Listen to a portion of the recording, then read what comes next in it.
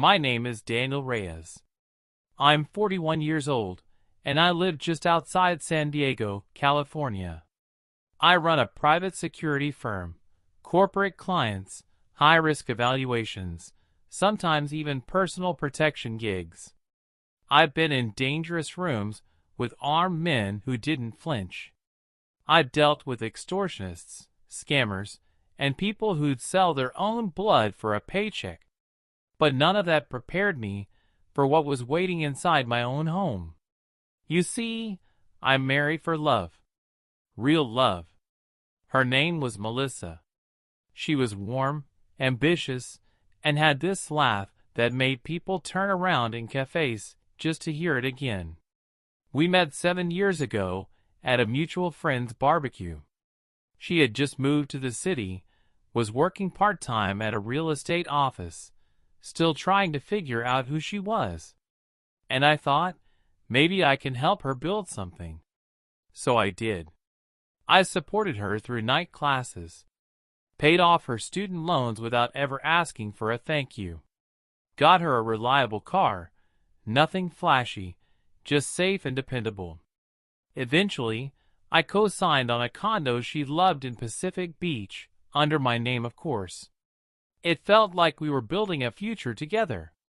And then, she changed. It started subtly. More time at the gym. More protein shakes in the fridge. More. He's just a trainer. Jokes that didn't feel like jokes. Her phone stayed face down every night. Passwords changed. The way she spoke to me shifted, like every sentence had a hidden sigh inside it. Still, I held on. Because when you love someone, you give them the benefit of the doubt. You wait for the storm to pass. But the storm didn't pass. One Thursday morning, I came back early from a client meeting. She wasn't home. The gym bag was gone, so I didn't think much of it. But then I saw her laptop open on the kitchen counter, still logged into her messages. I know what you're thinking. I shouldn't have looked. But when your gut is screaming at you for weeks, and you keep pretending it's quiet, eventually you listen. There they were. Messages from Zach. Long, emoji-filled paragraphs. Gym selfies. Last night was amazing face-blowing kiss. Kind of texts. My hands didn't shake. My throat didn't dry up. I just closed the laptop, sat down at the kitchen table, and stared at the wall for maybe 10 minutes. Everything after that became quiet, cold, focused. The irony? She was still smiling at me every day like nothing had changed. Still using the car I paid for. Still living in the condo with my name on the mortgage. But what she didn't know is that I was done playing the fool. She left me for her gym trainer. And she thought she won. But she had no idea I still held every card. Before all this, if you asked me what love looked like, I would have pointed to Melissa. She wasn't just my wife. She was my best friend. We had this routine. Sundays at the beach, cheap tacos on Wednesdays, Netflix marathons where she'd fall asleep halfway through and pretend she watched the rest the next morning. I loved the way she made our house feel like a home. She added soft touches, throw pillows I didn't understand, candles that smelled like random seasons, sticky notes on the fridge reminding me to eat lunch. She used to wait up for me when I came home late from jobs. And when I was gone for days, working security on high-risk detail, she'd send voice notes saying things like, "I miss your grumpy morning face." That kind of stuff. It makes a man believe he's found something rare. We didn't have kids, she wanted to. Wait until life felt more stable. I respected that. I thought we were on the same page. We talked about future plans, maybe buying a second property, maybe even moving north to be closer to her sister. She loved photography, too. I bought her a mid-range DSLR for her birthday one year. She cried. Said no one had ever believed in her creativity like I did. It felt like we were building something honest, something lasting. Sure, there were some cracks. Looking back, I can admit that. She got obsessed with her body image. Every conversation became about calories, cheat days, macros. I was proud of her progress. I mean, she looked amazing, but the change in attitude was sharp. Then came the gym. At first, I was supportive. She'd found a community, a new confidence. But somewhere along the way, I stopped recognizing her. She started coming home late, saying things like, "Zach wants to train us a little longer after class. It's good for everyone." She'd text me from the parking lot to say she was heading home, sometimes an hour before she actually arrived.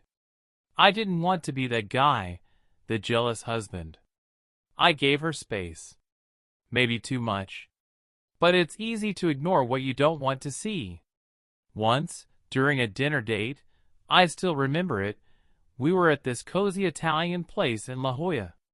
I complimented her dress. She didn't even look up. Just said, "Zach picked it out. Said it goes with my shoulders." And then she went right back to texting. I laughed it off that night. Told myself it was nothing. But deep down, I felt the shift. She had started calling me Dan instead of babe. Stopped reaching for my hand when we walked. Stopped texting me during the day. When I mentioned it once gently, she smiled and said, "You're imagining things. Maybe you're just tired from work." That line haunted me, because it was the first time I felt gaslit by someone I trusted completely. Still, I didn't confront her. I didn't scream. I didn't accuse. I went the opposite route. I became better, more present, more helpful around the house, more patient when she seemed distant. I even booked us a getaway weekend in Palm Springs, hoping to reconnect. She canceled it 2 days before. Claimed she had a back injury from leg day.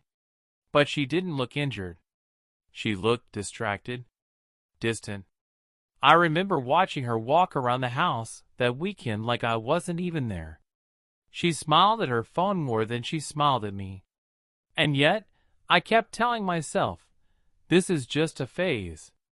We've built too much to break now. I even doubled down financially, helped pay off her credit card debt, took care of all the condo bills so she could focus on herself. It didn't feel like sacrifice. It felt like love. But now I see it clearly. I wasn't building a life with someone. I was funding her escape route. And the whole time, she was holding someone else's hand behind my back. You ever get that feeling like something's off, but you can't prove it? Like a puzzle where all the pieces fit, except one? That was me. After Palm Springs got canceled, I started noticing little details. Tiny, stupid things, like how she always kept her phone screen facing down, or how her notifications were suddenly silent. I'd walk into the room, and she'd lock her phone like it was instinct. Once or twice, she even looked guilty, but smiled it off so fast, I questioned myself. I'd say something simple like, "Hey, you've been texting a lot lately. Everything okay?" And she'd shoot back with, "God, Dan, do you want to control who I talk to now?" It felt like I was being punished for even asking. So I stopped asking. But I started watching. She started going to the gym earlier in the morning and staying later. Once, I got off work early and stopped by to surprise her. She wasn't there. The receptionist said the 5 p.m. boot camp was canceled. Said Zach had gone out of town that weekend for a fitness expo. Funny, she told me she had a double session that day with Zach and wouldn't be home till 7. I didn't say anything. I drove home. Waited. She walked in around 7:15, in her gym clothes, hair damp like she just showered. I asked her how the class went. She smiled and said, "Brutal. Zach really pushed us today." I nodded, pretended to be interested. But inside, something had already snapped. Not in anger, not in fear, in clarity. From that moment, I started keeping notes. Every time she left, every excuse she made, every lie I couldn't prove yet. I started collecting digital footprints, bank transactions, phone records, cloud backup she didn't know I still had access to. It wasn't about revenge yet. It was about knowing. Because when someone you love looks you in the eye and lies so effortlessly, you start to wonder what else was fake. One night, I woke up around 2 a.m. She wasn't in bed. I found her on the couch, curled up with her phone glowing in her face. She didn't hear me come down the stairs. I stood quietly behind the half wall and watched. She was smiling, laughing into her screen, typing with speed and passion I hadn't seen in months. And then she said it, softly, but clear enough. "God, I wish I was lying next to you right now." She wasn't talking to me. I walked back upstairs without a sound, crawled into bed, and stared at the ceiling. I felt nothing. No rage. No panic. Just this cold confirmation that the woman I married didn't exist anymore. The next morning, I made her coffee, kissed her forehead. I wanted her to feel safe, because she had no idea that the man sitting across from her had just declared war. There's a difference between suspicion and truth. Suspicion is heavy, but you still carry hope. Truth? Truth breaks you. And my truth came on a quiet Thursday.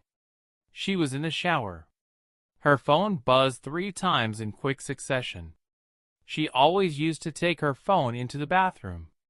But that day, she left it on the nightstand, unlocked.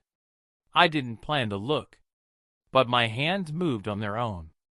The messages weren't even hidden. Just a string of raw, intimate texts from Zach. "I still taste you. Wish you didn't have to pretend tonight. He has no clue, does he?" The last message stopped my heart. And then I saw her reply. "Nope. He's still playing perfect husband. Poor guy. He even asked if I was happy last night. You make me feel alive, Z." I stared at that screen and I swear, it felt like someone else was reading. Like my soul had floated outside my body just to survive those words. I didn't make a sound. I didn't storm into the bathroom. I put the phone down, sat on the edge of the bed, and waited. When she walked out wrapped in a towel, humming some random pop song, she smiled when she saw me, and I smiled back. Because in that moment, something inside me died, but something else was born. Clarity. Resolve. Silence like steel. I didn't ask her anything. I didn't confront her. I didn't scream. Because I knew this wasn't just cheating. This was betrayal of the deepest kind. I paid for her car, her condo, her vacations. I stood by her during 2 miscarriages, held her hand when she cried over her dad's death, rubbed her back during panic attacks. And this was how she saw me. As some dumb, loyal ATM with a ring. She didn't just cheat. She mocked me. That night, I slept beside her, listening to the soft sound of her breathing. She looked peaceful. She had no idea I had read everything. She had no idea her world was about to end. I didn't cry that night. I started planning. The next morning, I woke up before her. I made breakfast. Poured her coffee just the way she liked. A dash of almond milk, no sugar. Kissed her cheek. Said, You've been working so hard. You deserve a break. She smiled. That same smile I used to believe in. But now? Now, it just looked like a mask. And I had seen the face underneath. I wasn't going to confront her. Not yet. I didn't want rage. I wanted results. I started with the finances. See, while she was playing house with her gym buddy, I was the one paying for the house. Her car? Registered in my name. Her luxury condo? Leased under my credit. Even her gym membership. Guess who funded that? So I called the bank. Separated the joint account. Moved my savings into a private one she couldn't see. Started collecting receipts, loan documents, purchase confirmations, anything that had my name tied to her lifestyle. Every single thing. I made digital backups and printed copies. Organized it all in a clean, blue folder labeled Exit Strategy.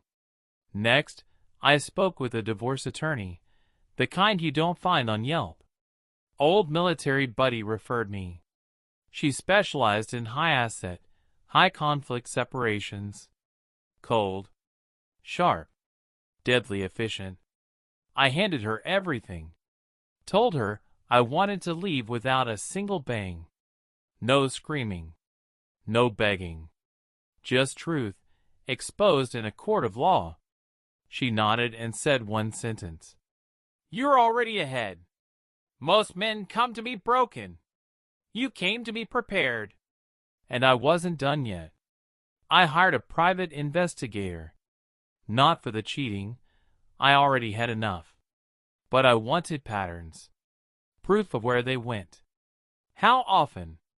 Who else knew? Turns out, Zach, the gym trainer, had a reputation. He'd done this before. 3 clients. 2 divorces. 1 restraining order. But my wife thought she was special. She had no idea she was just another project. And here's the twist. Zach? He had a girlfriend. Lived with her 2 cities over. Had no plans of leaving her. Just lied to women at the gym to feel powerful. I had our messages printed. Photos. GPS logs. Even a video clip from outside the gym, where they kissed in the parking lot before she walked to my car. Oh, and I put a tracker under the passenger seat. She never noticed. While she was busy planning sleepovers, I was planning her financial eviction. Over the next few weeks, I played my role. Loving husband. Busy worker. Occasional surprise flowers. I wanted her to feel safe. I needed her to believe everything was normal. Because when it finally came crashing down, I didn't want her to see it coming. Then came the moment of real strategy. Her birthday. She wanted to go to Napa Valley with her girlfriends.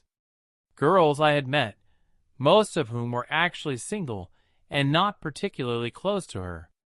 I knew Zach would be there. I even found the Airbnb listing she'd reserved using our shared email. So I let her go. Smiled. Kissed her goodbye. Then I called my lawyer. We filed. Served her papers via courier the next morning. Right to the Airbnb. I would have paid double to see her face when she opened that envelope in front of her gym god. But I wasn't done. She came home 2 days later. Silent. Eyes red. I asked her how her trip was. She didn't answer. I handed her a folder, the same blue one. Inside? Her texts. Her tracker logs. The financial documents. Photos of her and Zach. Her gym membership cancellation form. A printout of Zach's girlfriend's profile. And a note that simply read, "Everything you have was never really yours." She looked up at me like I was a stranger. Like the man in front of her wasn't the quiet, loyal husband she thought she could manipulate. She opened her mouth to speak, but I held up a hand. "I'm not interested in explanations," I said. "I'm only interested in freedom." And I walked out. No shouting. No begging. No tears. Just closure. The courtroom was packed. Not with sympathy, but curiosity. The judge, a stern woman with a reputation for zero tolerance, looked at me over her glasses. I felt calm, focused, ready.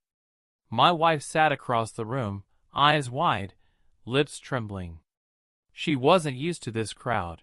Her usual arena was the gym, the parties, the Instagram stories. But this was different. Cold, public, final. I didn't raise my voice. I didn't beg for pity. I let the facts do the talking. First, the financial trail. Every dollar I paid on her car, condo, gym fees, all meticulously documented. Receipts, bank transfers, credit card statements. Then, the proof of infidelity. Text messages printed on glossy paper. Photos from the parking lot. The GPS tracker logs. And finally, the kicker, the audio file. I played it. A recording of a phone call between her and Zach, laughing about how easy it was to fool me. How he's such a pushover. The courtroom went silent. Her face went pale.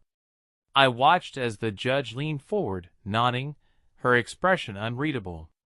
Then came the cross-examination.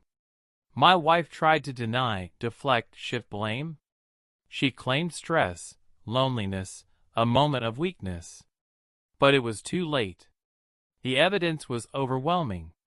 Her lawyer pushed for a settlement. But I wanted the truth on record. I wanted the world to see her for what she really was.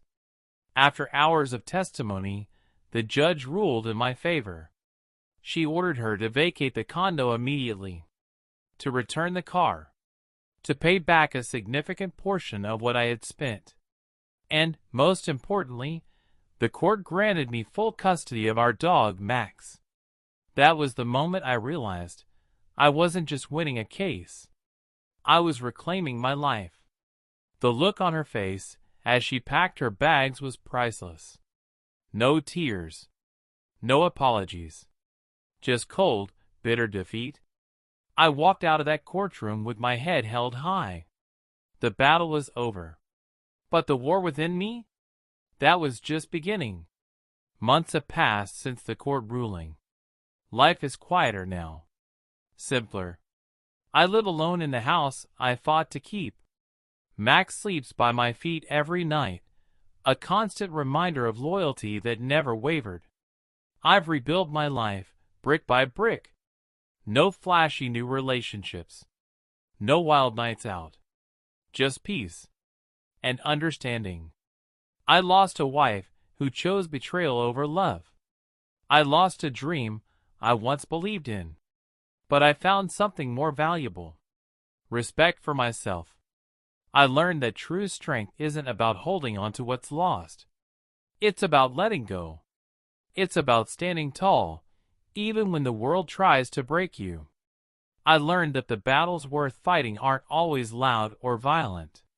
Sometimes, the strongest victories come from quiet resilience. And most importantly, I learned that no matter how dark the night feels, the dawn will always come.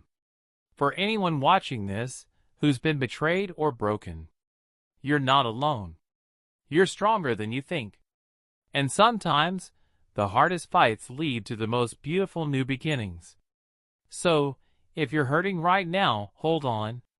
Build your own exit strategy. Prepare quietly, plan carefully, because your life, your peace, is worth fighting for. Thank you for listening to my story. If you've ever faced betrayal and come out stronger, share your story in the comments below. Let's build a community where we support each other. And if you want to hear more stories like mine, don't forget to subscribe and hit the notification bell. Remember, The battle for your life is never over until you say it is.